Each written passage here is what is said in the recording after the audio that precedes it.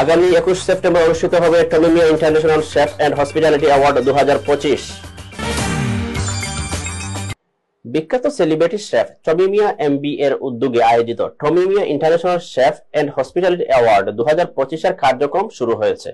গত 16 জুন সোমবার লন্ডনের ঐতিহ্যবাহী লন্ডন গিল্ডহল কমিউনিটি হলে এক অনুষ্ঠানের মাধ্যমে শুরু হয় Tommy Miah international chef and hospitality award 2025 এর কার্যক্রম।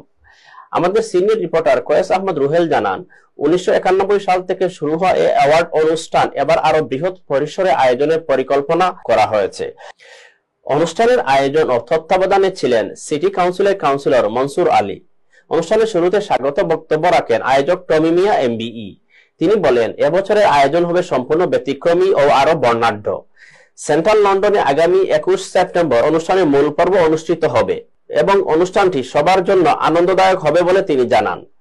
গিল্ডহলের অনুষ্ঠানে আরো বক্তব্য রাখেন ব্রিটেনের মূলধারার গণমাধ্যম উপস্থাপক লিজা আজিজ, অ্যাওয়ার্ডের অন্যতম আয়োজক সাংবাদিক মুস্তাক বাবুল, সেরা শেফ নির্বাচনের বিচারক Saeed Sheikh, Nigel Trey, community নেতা doctor Sanowar Chowdhury, Bashir Ahmed, M A Bari, Helal Malik, Gulzar Khan, Tofazzal Alam, Parvez Qureshi BEM, councillor Foyzur Rahman, Shahed Uddin, Ashikur Rahman, Ashraf Parvez সহ আরো অনেকেই।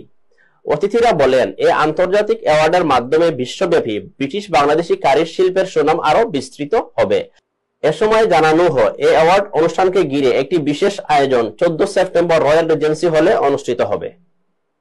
আমাদের এই Tommy Miah's international Indian chef and hospital হল আজকে আমাদের we've invited obviously the media and then a lot of people from the world just to publicize the আমাদের দুইটা ইভেন্ট হইতেছে এবার, food and culture with the international Indian chef of the competition final. Competitionটা হবে in the afternoon, so it's open to anyone who can cook a curry. So both events are in London, so I hope to get support from everybody. Hopefully we'll try and promote the catering industry even further.